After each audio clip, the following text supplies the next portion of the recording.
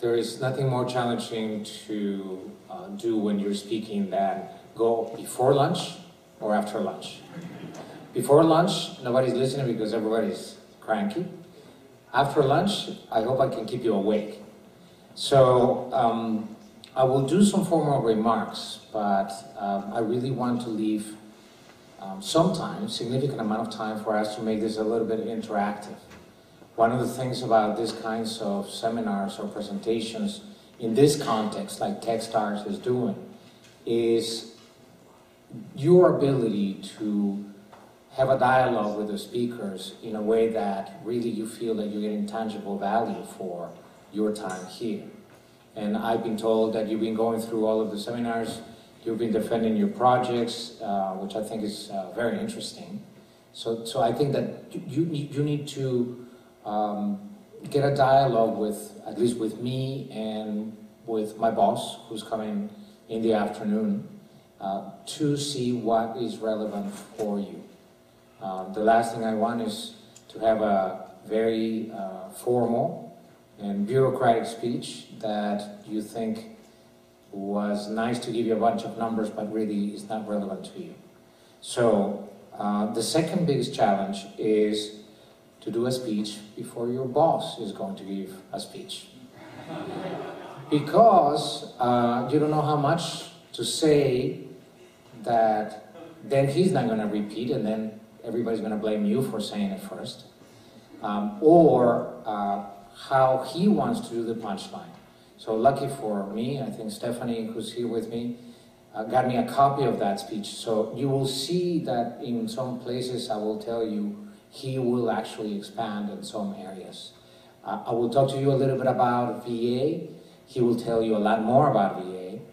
And I will talk to you about some things that we do with small veteran-owned businesses. And he will tell you about specific programs that we do with veteran-owned businesses, particularly the Mentor Protege program that we have. So even in the Q&A section, if you want to learn more about federal government agencies, I can probably give you a very good overview, not only about VA, but how the federal government system of finding work with the federal government may work for you. He will come in and tell you very specifically about a lot of the efforts that VA has been doing on behalf of small businesses, particularly how do we work with veteran-owned small businesses to make sure that we advantage them as much as we can.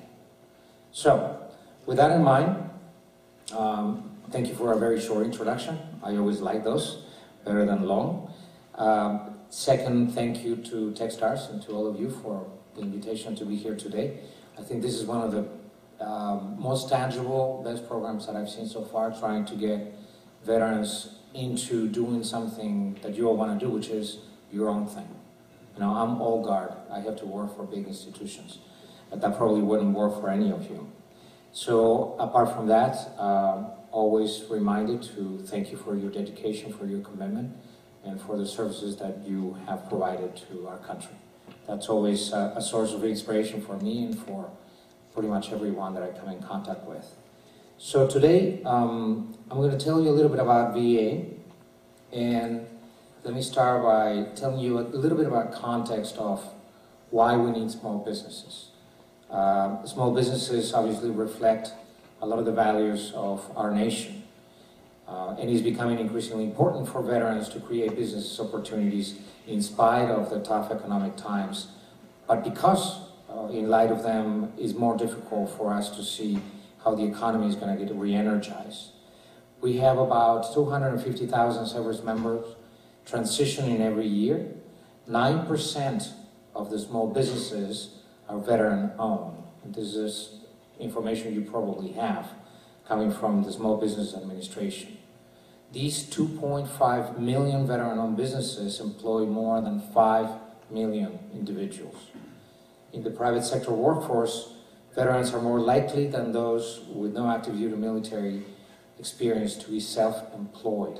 You're taking a route that has been paved quite well by your predecessors in many ways. And right now, we are adding some complexities to the environment you're walking into. For veterans in particular, is not unknown to you all the different situations, most particularly the PTSD, the signature injury of these wars and conflicts, homelessness and unemployment. I think you may or may not know how much we're doing in those areas, and I'm happy to answer questions if you have any interest in those areas. So by creating a small business, you really become part of the solution for how to get the country forward. Now, over the last couple of days, you have been building your capabilities and mapping out the best course to navigate. And I want you to remember that VA wants to assist whatever you do in every way. The President and Secretary Shinseki are at the forefront of many initiatives that ensure that veterans have opportunities for employment and education. But for some of you, it just makes more sense to pursue this entrepreneurial path, which we fully want to support. Because we recognize the value of veteran-owned businesses is being a top priority throughout the federal government, and especially within VA, to ensure that we set a high bar for supporting your ventures.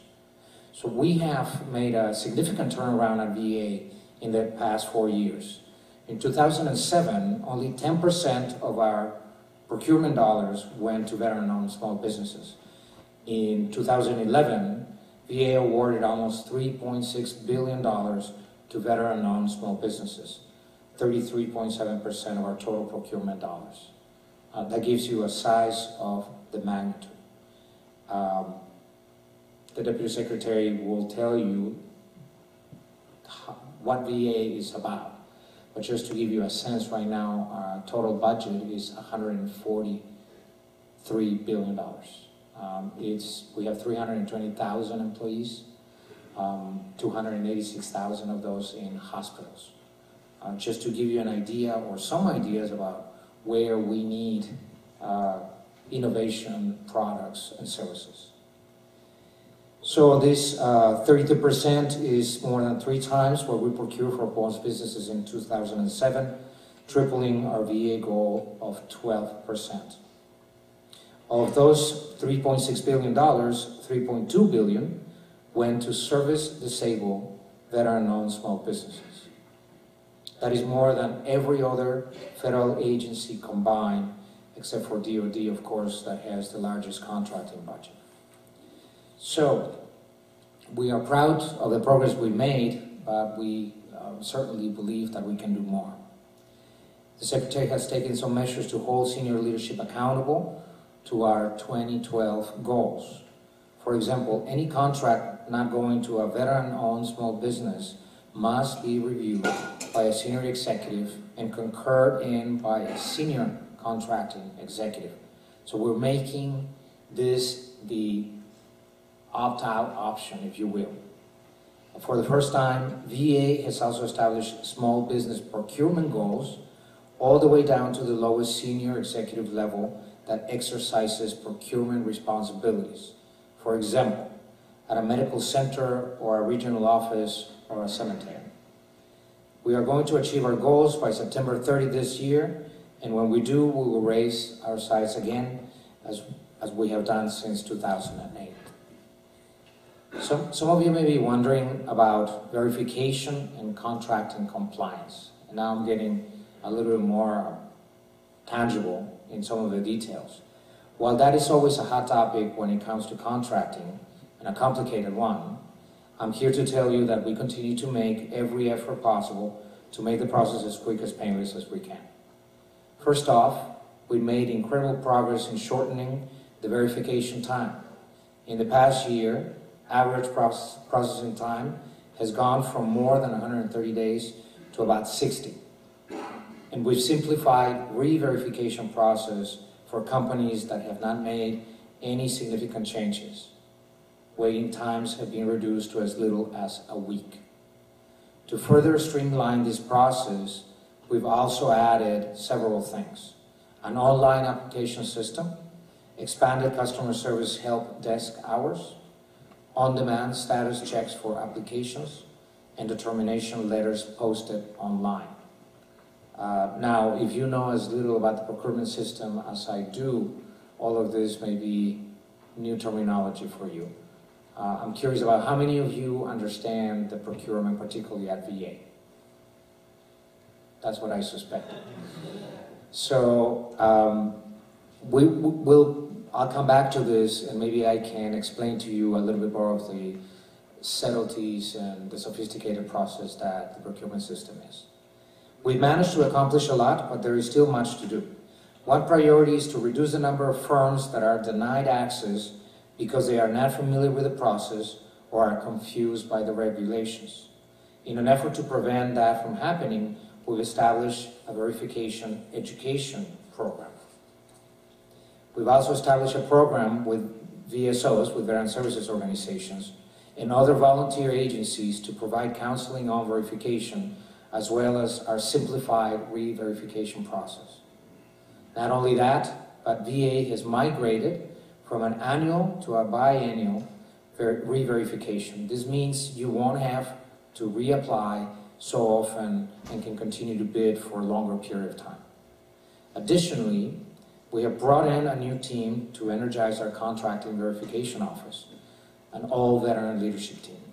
Despite any difficulties, verification serves one main purpose: to protect veteran business owners. So, it goes something like this. In the past, somebody who can create a veteran-owned organization, company, could come into the VA, claim special status, and once they were in, then they will bundle several other services. And then they will become a parent company, and that parent company will have all of different veteran-owned companies underneath. What we found 4 years ago, and we, meaning the department after an IG investigation and a GAO investigation, was that a lot of the parent companies were probably one veteran deep, and a lot of the dollars were not really going to the veterans. So when you hear all this verification process, what it really means is that we have to ensure that there is no mechanism for the veterans not to really be able to create their business and come in and really draw from the pool of procurement at the VA that it's expected to go to small businesses, as opposed to what is used to be called a pass-through kind of agreement. Final thoughts, and then we can open it up for a more interactive dialogue. Programs like ours exist in many places throughout the government. So whether you're contracting with VA, other government offices, or the private sector, you made the right step by beginning here this week. Take full advantage of your veteran status and all the services available to you. Get certified. Contact SBA. Exploit every opportunity and do so with the integrity veterans are known for, and I'm sure you'll succeed. Increasing the number of veteran-owned small businesses also increases the number of employed veterans, because veterans hire veterans. And that's another reason why we are committed to your success. Commit yourself to it as you would your military mission. While it won't be easy, it will render great rewards that will benefit you, your family, potential employees, and your community. I salute you for your service and also for your interest to embark upon the venture of a lifetime, creating a business of your own. Thank you for your time. Let me open it up for questions, and hopefully we can get into some specifics to the extent that the procurement rules allow me to actually see if I can elucidate some of these complexities for you. All the way in the back. Yes, sir. Fort Beavers. Quick question about how does the VA seek out and develop a partnership with veteran organizations to improve the verification process, and then how do you kind of integrate that process into their platform or services that they provide? So, as you probably know, we have a lot of partnerships with VSOs. We want to make sure that they get the members. They want to make sure that VA is responsive to their members. So on the verification process, but let me back up for a second. We are putting together events across the country, and the Deputy Secretary will come in and explain those to you. The last one was in Detroit.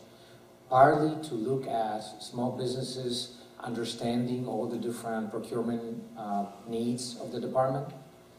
And the VSOs have been partnering with us to understand how they can explain to anybody, like in your case, how the process works. What are the forms? What are the steps? Who do you go to? We have an Office of Small Businesses within the VA that the VSOs work very closely with. So you can work with the VSO, work with the Office of Small Businesses at VA, but also advantage yourself by understanding where these events are happening. As I said, the last one was in Detroit about 3 weeks ago, drew like 8,000 veterans, some of them for traditional employment opportunities, some of them for what you're doing today. The Chamber of Commerce, the U.S. Chamber of Commerce, is sponsoring close to 40 events for veteran employment, and some of it spills over into, if I want to do my own business, who do I talk to? At the end of the day, you're going to end up in two sources. Some of the VSOs are more sophisticated in understanding, and in the Office of Small Business at VA. I hope that answers some of the question. Any other questions? Yes. When you look at industries, if someone were to start a new business and work with the VA, what are kind of the industries that are low-hanging fruit where you can get a contract to work with the VA? So that's a very interesting question. A very pointed question. Consider what I told you at the beginning. We are 2/3 healthcare services. So in many ways, think about what hospitals need to operate. The challenge with a small business is the scalability of whatever you're going to do. You don't want to bite more than you can chew, because then you're going to spend more time doing government paperwork than you want to do. So what will normally happen is there's a series of RFPs. Let me back up. You get certified. Did you cover this already? Yes? No. Step number one, government contracting. There's the General Services Administration, GSA, certification process. You have to certify yourselves as a company that wants to do business with the federal government. That certification says, yes, you're a company, yes, you're incorporated, yes, you have all the paperwork. They combine that with the SBA certification. So you're a small business and you're good to go. Then you enter into being able to contract with any federal government agency. And then so what you do from then on is look at the request for proposals from all the different agencies to target what kind of product or service you're going to do, depending on the different RFPs. The RFP process works like some, probably most of you can guess. Many people bid, they get reviewed at the first level to make sure that all of it is okay in terms of a contracting process. And then at the agency, when I mean the agency, I mean the VA or DOD or etc., the Commerce Department, then they get reviewed by, is it a good proposal? Is it cost sensitive? Is it checked for validity of what the product is? And can the company deliver? And I'm giving you the big buckets, I'm not giving you every single step. So that determines whether or not you continue to the next level of the process, which is the selection process. Before, in many cases, the request for proposal goes out, there's another step that happens. It's called the request for information. What that means is that the agency doesn't necessarily know exactly what they're looking for. IT is usually very prone to this kind of situation. when you want to build a website, you don't necessarily have all the information about exactly what it will look like. So you put this RFI out, so companies say, well, this is what you're looking for, and we'll give you a concept. And so all of that information is aggregated from the different companies, and then the RFP goes out with the requirements, right? So when that happens, then the steps magnify, and let's say that the company gets selected, then you then begin to work with your internal client to fine-tune those requirements. A price has been agreed upon, a statement of work has been defined, and then you start working on the requirements. You know, what some small businesses do, and I think that's probably one of those things that make a lot of them successful, is they take on a project they can do very well on to begin with, because that will help you understand all these procurement complexities, and it also will help you find a customer that is going to be a happy customer and who's going to recommend you internally and across agencies, because a lot of the same functions talk to each other. The CIO for VA talks to the CIO at DoD, talks to the CIO. There's actually a CIO council. And so their staffs usually tend to work somehow, at least knowing what the others are doing. Maybe I'm being idealistic. Maybe we really don't know what the others are doing. But be that as it may, you develop certain capabilities by working in one area that can be transferable to other agencies. Once you understand the federal procurement system, the steps are fundamentally the same, whether it's VA or whether it's Treasury, Commerce, or any other cabinet or sub-cabinet agency. Sorry for the long answer. It gave me the ability to kind of explain some of the pieces. Going through that process, what should the expectation be and how long it would take? It really varies. There are set times from each component of the process. From the RFI to be out, it's about 120 days, but you can shorten it. The agency can shorten it. But then when the RFP goes out, it goes out again for 120 days, but it can be shortened. It really depends on the companies that are known already, and that's when the verification process also helps. Because if you're a company that is known by an agency and you're already in the mix of the people who are applying, then the pool becomes known, right? And so you can actually have the time frames short. It also depends on the kind of product or services that you are requesting. There are some that are more complex, it takes more time. There are some, again, I go back to IT. IT products and services right now are exploding. The federal government spends right now $80 billion in IT, and that has been steadily increasing, about 10%, which is significant in the last 5 years. And we're expecting that that's going to grow for the foreseeable future. I mean, everybody knows this.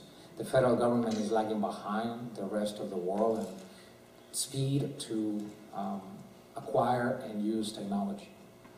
So part of this gives, I suppose, a pretty good opportunity for people who want to go into the IT product and services business. Let me try this one.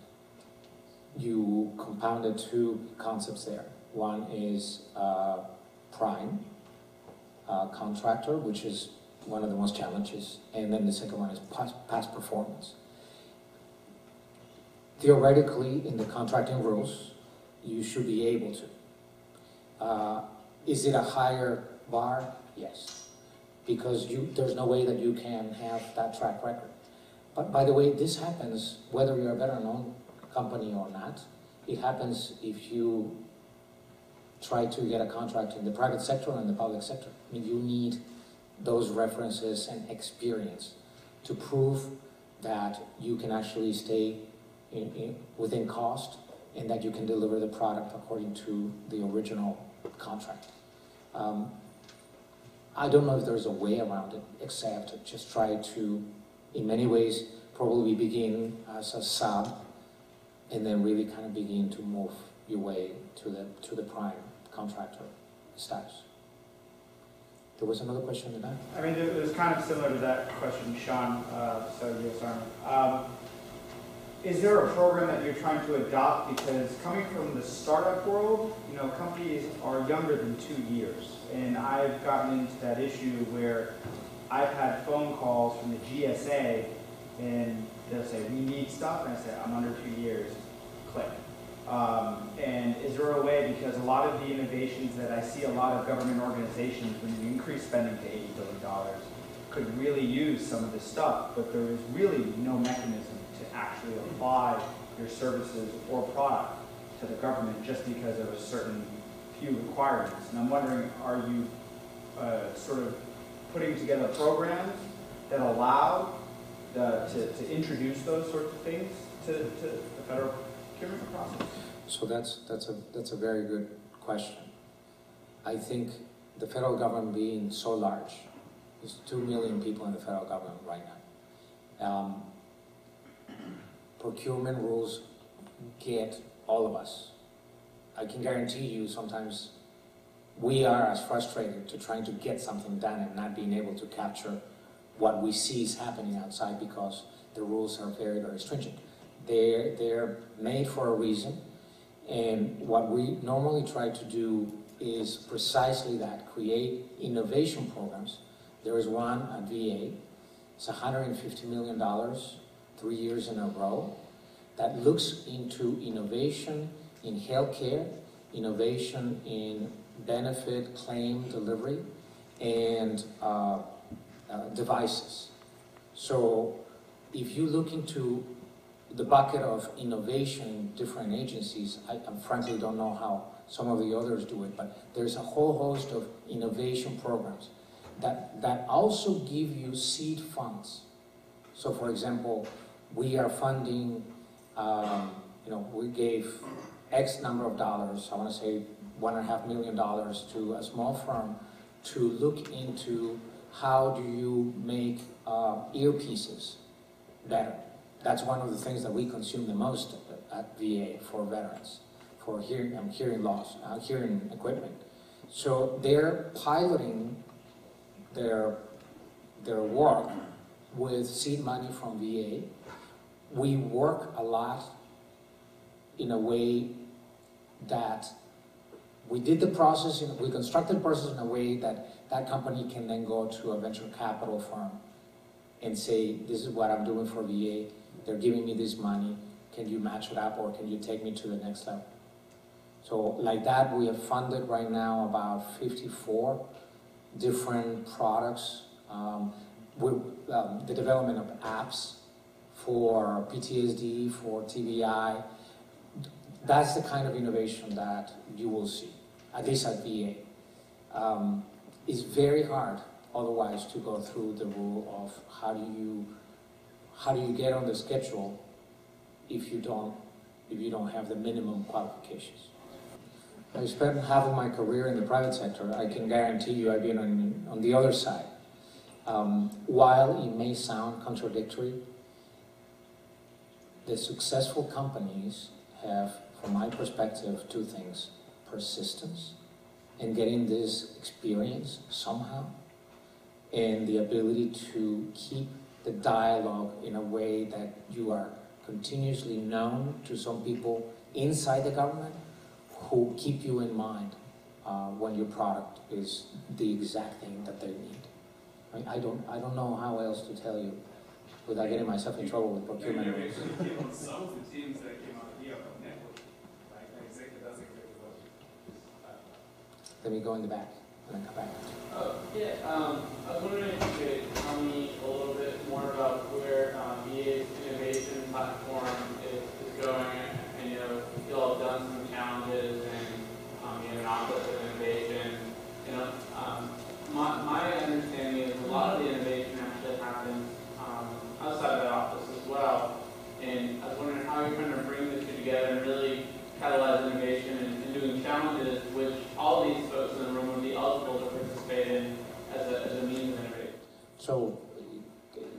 we don't want to get them together. I mean, you want innovation to happen in many places, because then you have more opportunities to tap into 3 or 4 different people and organizations.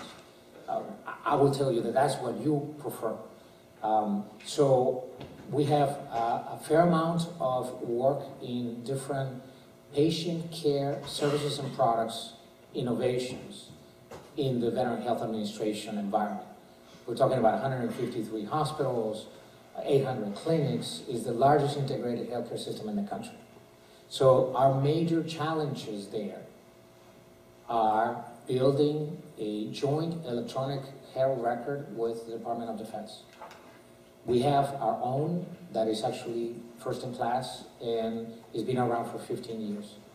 So that also tells you we have about 15 years worth of veteran data that we understand our patients. So because we understand our patients, because we have all that data, we have a pretty clear idea where the innovation pieces need to happen. So again, think about IT innovations that help patient flow through a hospital system better. Whether it's radiology, pharmacy, all the patient flow in ICUs and in the surgical floors.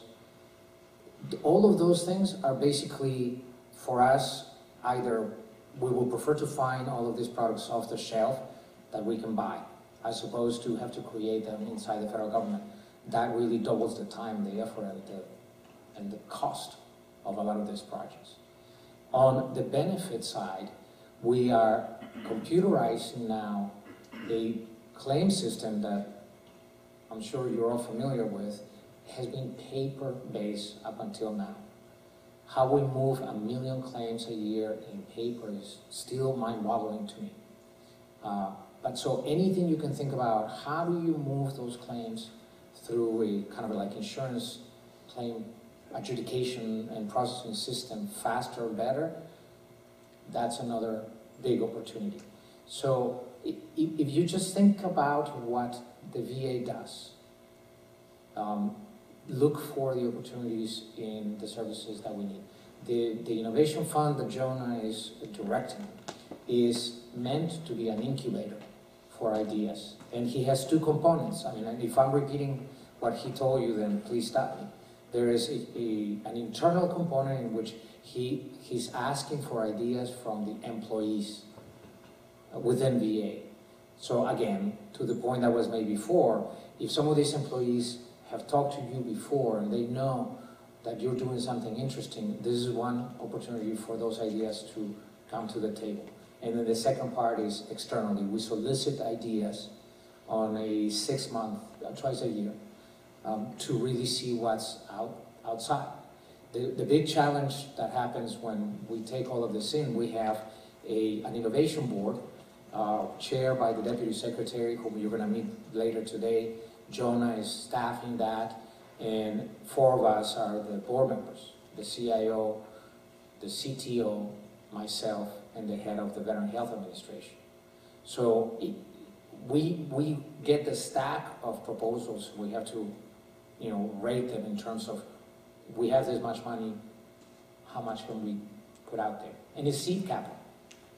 So you want to be part of that kind of exercise, and you also want to be part of what the hospitals are doing or the benefit side is doing. Any other questions?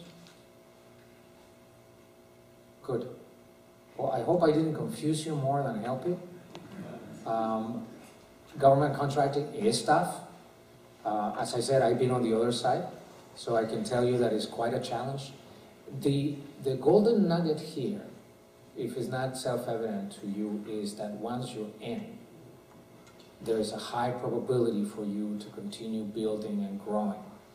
So the question is whether or not you can figure out a way to come in through the growing pains of persistence and networking and considering the subcontracting to a prime.